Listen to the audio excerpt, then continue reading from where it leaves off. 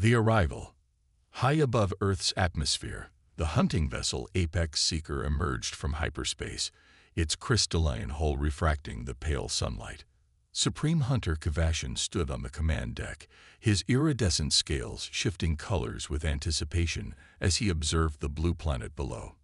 His species, the Nexari, had earned their reputation as the galaxy's most feared hunters across 1,000 worlds. Earth would be their latest trophy. Status report, Kavashin commanded, his secondary breathing gills fluttering with excitement. First Hunter Malax approach, her sensor tendrils dancing with data. The atmospheric composition is within acceptable parameters. Supreme Hunter. We've detected approximately 8 billion vital life forms, classified as humans. Their technology appears primitive. No energy shields, no quantum weapons, not even basic neural interfaces. Kavashin's hood spines rose in amusement. 8 billion prey items. The High Council will be pleased. What of their defensive capabilities? Minimal, Malax replied, projecting a holographic display of Earth's military assets.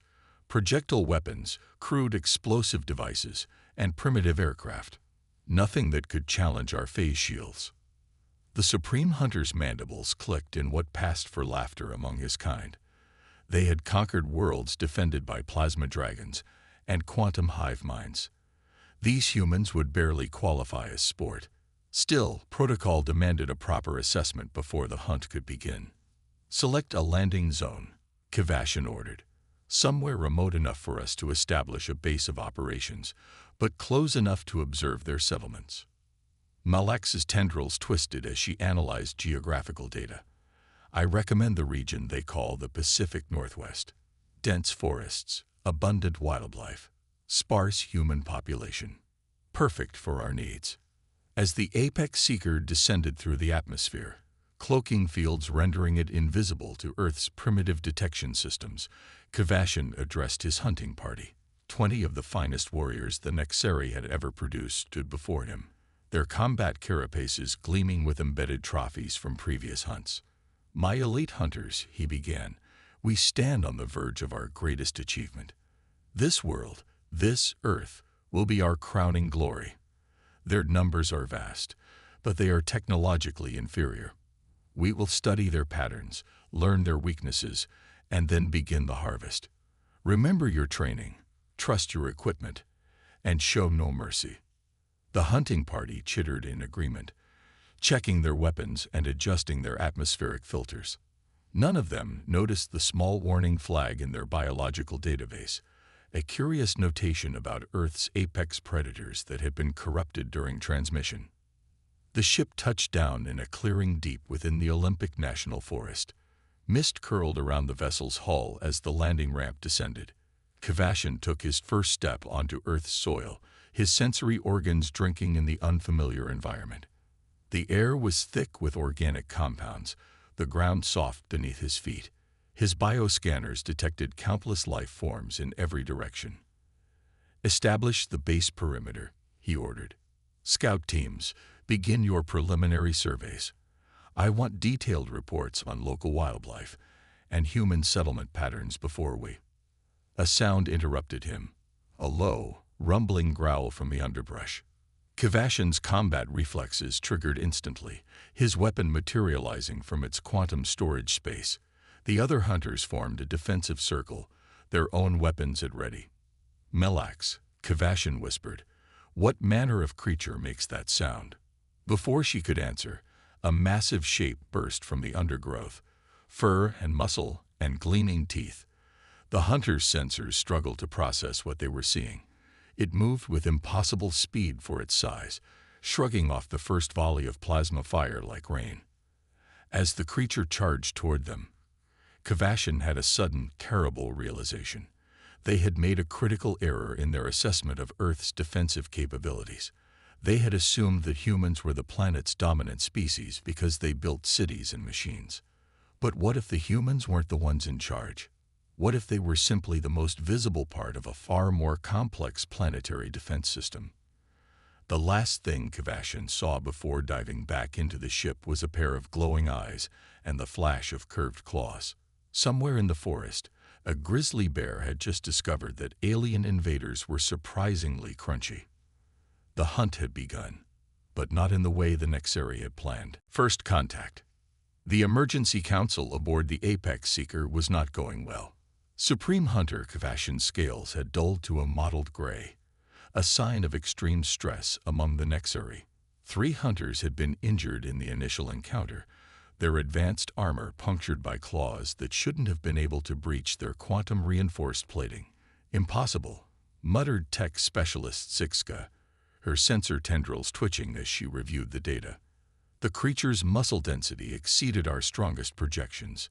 Its reaction speed rivaled our enhanced reflexes, and its aggression levels. She trailed off, mandibles clicking nervously. What about its aggression levels? Kvashin demanded. They were off the charts. It attacked without provocation, without fear of our superior technology. Almost as if. She hesitated. Almost as if it knew we were invaders. First Hunter Malax, still nursing a cracked carapace from the encounter, pulled up a holographic display of their landing zone. We've detected similar biosignatures throughout the region. The humans call them bears, but they're not even the most concerning discovery. The display shifted, showing thermal images of smaller creatures moving through the underbrush. Some bipedal, others quadrupedal, all displaying hunting patterns that defied their primitive appearance. These forests are alive with predators, Malax continued. Creatures called wolves that hunt in coordinated packs. Mountain lions that can strike from ambush with near-perfect stealth. Even the smaller organisms, wolverines, lynx, eagles, demonstrate combat capabilities that rival our most elite warriors. Kvashin's spines bristled. How is this possible? Our initial scans showed no signs of advanced biological engineering. These should be simple beasts, products of natural evolution. That's just it, Zixka interjected. They are natural. This planet's evolutionary pressures have produced killing machines more efficient than anything we've engineered. And there's something else. She brought up new data streams, showing chemical analyses of the forest. The entire ecosystem is interconnected. Plants communicate through underground networks. Animals coordinate across species. It's as if the whole planet is one vast defensive grid. A sudden alert blared through the ship. External sensors had detected movement. The hunters rushed to their observation posts, weapons ready. Through their enhanced vision, they watched a new creature emerge from the twilight forest. It moved on 4 legs, its fur a mottled pattern that seemed to shift with the shadows. Its size was unimpressive compared to the bear, but something about its movement pattern set off every warning signal in their combat computers. Analysis, Kvashin whispered. Species designation, puma concolor, Malax reported. Known locally as a mountain lion or cougar. Stealth capabilities exceeding our own cloaking technology. Natural camouflage that adapts to surrounding conditions. Hunting success rate of. She stopped, rechecking the numbers. This can't be right. Their hunting success rate is higher than our best assassination specialists. The cougar paused, lifting its head to taste the air. For a moment, its eyes seemed to lock directly onto their cloaked observation post. A low growl rumbled through the gathering darkness. Supreme Hunter, Zixka said quietly, I don't believe we're dealing with simple animals. These creatures have evolved alongside humans for millions of years. They've adapted to hunt the most dangerous prey this planet has to offer. And now they're hunting us, Kvashin finished. The cougar vanished into the undergrowth, but they could all feel its presence. It wasn't retreating. It was circling, analyzing, planning, doing exactly what they had come to this planet to do. New strategy, Kvashin announced, his voice tight.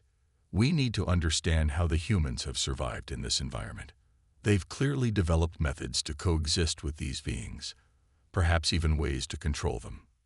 Control them? Malax's laugh was bitter. Supreme Hunter, with all due respect, I'm beginning to think the humans don't control anything on this planet. They've just learned to survive it. As night fell over the forest, the hunters huddled in their ship, listening to the symphony of sounds from the wilderness around them. Howls, screams, rustling movements. Each noise a reminder that they were no longer the apex predators they had believed themselves to be. They had come to Earth expecting to find prey.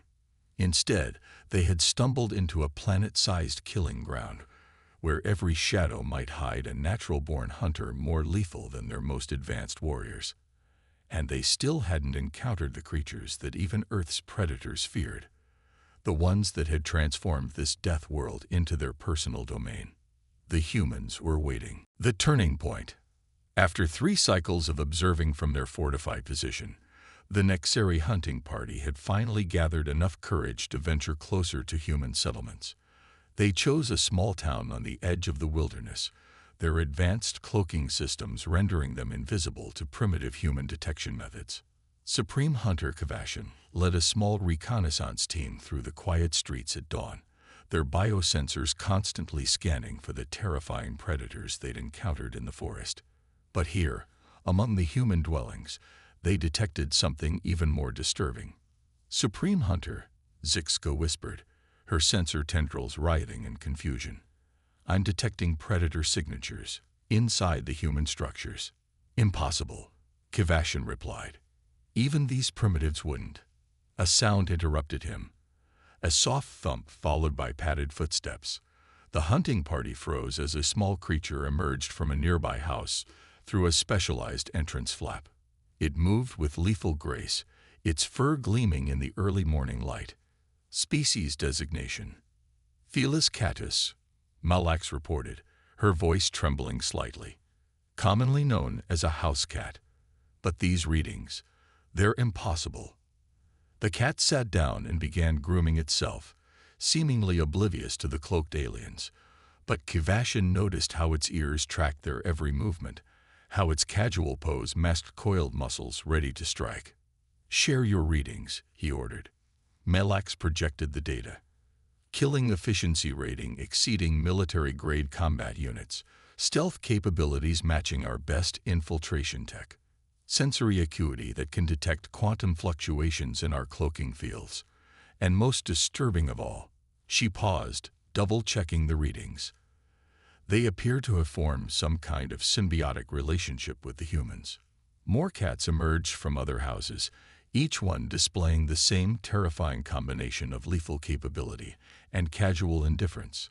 The hunters watched in horror as humans emerged and actually touched these creatures, providing them with food and affection. "By the sacred hunting grounds," Kvashin breathed, "they've domesticated apex predators. They keep them in their homes." A child walked past their position, reaching down to pet one of the cats. The creature activated its sonic weapon, a sound the humans called purring, while maintaining visual lock on the cloaked hunters. "Supreme Hunter," Zixka said urgently, "we need to retreat. These beings, they're not pets. They're some kind of biological security system. The humans have somehow convinced Earth's most efficient killers to guard their homes." As if to confirm her assessment, more house cats began to appear. They moved with purposeful precision, forming a perimeter that was slowly closing in on the hunting party's position. Each one appeared to be precisely positioned for maximum tactical advantage. "Look at their eyes," Malax whispered. "They're coordinating, communicating somehow. This is a hunting pattern." Kvashin's combat computer was screaming warnings. Despite their advanced technology, despite their countless successful hunts across the galaxy, they were being outmaneuvered by creatures that spent their days sleeping in sunbeams. "Fall back," he ordered. "Maintain stealth protocols. Do not engage." As they retreated, they observed more evidence of humanity's inexplicable mastery over Earth's predators. In yards and parks, humans commanded powerful canines with simple vocal commands. Through windows, they spotted smaller but equally lethal hunters, creatures called hamsters and parakeets, watching them with unnervingly intelligent eyes. Back aboard the Apex Seeker, Kvashin called an emergency council. "We need to reassess everything we thought we knew about this planet. These humans, they're not surviving despite the predators. They're thriving because of them." Zixka's analysis painted an even more terrifying picture. The humans have done something we thought impossible. They've earned the loyalty of multiple apex predator species. They've turned the planet's most efficient killers into willing allies. But how? Melax demanded. How did they convince these creatures to protect them? Before anyone could respond, a new alert sounded. The ship's external sensors had detected movement, hundreds of small signatures converging on their position. The hunters rushed to the observation deck and felt their blood run cold. Cats, dozens of them. Hundreds, each one moving with deadly purpose, coordinated by some intelligence they couldn't detect. And behind them, approaching with casual confidence, came the humans. They had never been the hunters on this world. From the moment they landed, they had been prey. And now, the true masters of Earth's deadly ecosystem were coming to collect their trophies. The hunt was about to end, but not in the way they had planned. Desperate measures. The Apex Seeker's emergency lighting cast an eerie glow across the command deck as Supreme Hunter Kvashin watched his empire's finest warriors unravel. Their ship, despite its advanced technology, had become a prison. Outside, the coordinated army of Earth's domesticated predators maintained their siege. Our shields are failing, tech specialist Zixka reported, her usual confidence replaced by barely contained panic. They're resonating at exactly the right frequency to disrupt our quantum barrier. That's impossible, Melax snapped. These creatures couldn't possibly understand our technology. A haunting sound filtered through the ship's hull, the combined purring of hundreds of cats, creating a harmonic frequency that was slowly but surely destabilizing their defenses. They don't need to understand it, Kvashin realized. They've evolved to exploit weaknesses, any weaknesses, even ones they've never encountered before. The ship's external cameras showed the grim reality of their situation. Cats had positioned themselves at every possible exit point, their eyes reflecting the ship's lights like hundreds of tactical targeting systems.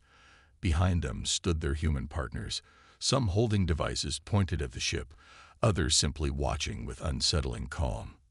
New contact, Zixka called out. Something's accessing our computer systems. The ship's holographic displays flickered and distorted. Data streams corrupted and reformed into patterns they couldn't understand. And through their communication systems came a sound that made their combat-hardened warriors tremble, the soft tapping of keys on a keyboard. They call them hackers, Melax said, checking their rapidly failing databases. Humans who can communicate with machines.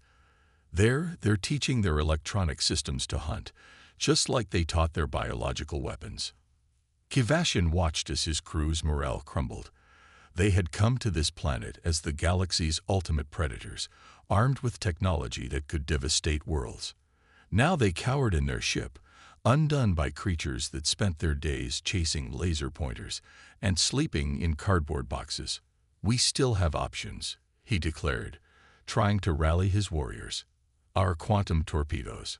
Offline, Zixka interrupted.